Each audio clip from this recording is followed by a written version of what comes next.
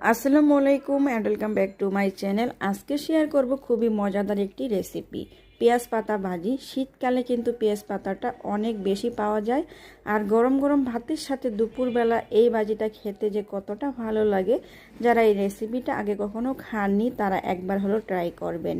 দেখতে পাচ্ছেন কি ইয়ামি মজাদার একটি রেসিপি, খুবই সহজ, 5 মিনিটে আপনারা এই রান্নাটা করতে পারবেন।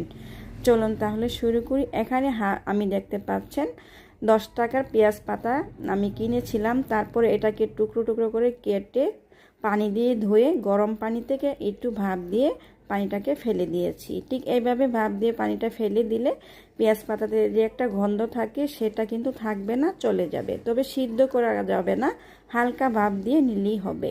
তারপর এখানে পরিমাণ মতো তেল কড়াইতে দিয়ে দিলাম, দিয়ে দিয়েছি শুকনা মরিচ। এই রান্নাটায় অবশ্যই শুকনো মরিচ দেওয়ার চেষ্টা করবেন। তারপরে দিয়ে দিতে হবে পেঁয়াজ কুচি, আর দিতে হবে কয়েকটি কাঁচামরিচ কুচি। এবার নেড়েচেড়ে ভালো করে একটু মিশিয়ে নিতে হবে।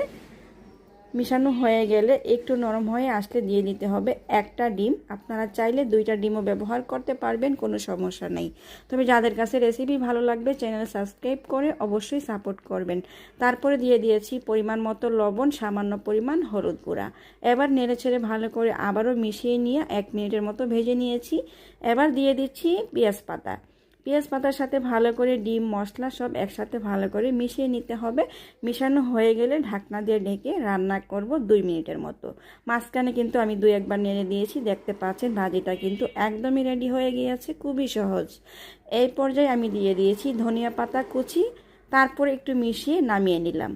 গরম গরম ভাতের সাথে দুপুরবেলা যদি এই ভাজিটা আপনারা পরিবেশন করেন, ছোট বড় সবাই খুবই পছন্দ করবে। বিশেষ করে আমার ছেলে এই ভাজিটা খেতে খুব পছন্দ করে, সাথে হাজবেন্ড তো পছন্দ করেই।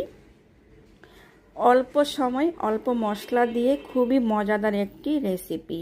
রুটির সাথেও খেতে পারেন, গরম গরম ভাতের সাথে, সকালে বা দুপুরে রাতে যে কোনো সময় এই ভাজিটা পরিবেশন করতে পারবেন। আর দেখতেই পাচ্ছেন কতটা সুন্দর কালার আসছে, খেতেও কিন্তু অসম্ভব মজা। যারা ঝাল ঝাল খাবার খেতে পছন্দ করেন এইভাবে শুকনা মরিচ দিয়ে ভাজিটা করে দেখতে পারেন। আজকের মতো বিদায় নিচ্ছি, আল্লাহ হাফেজ।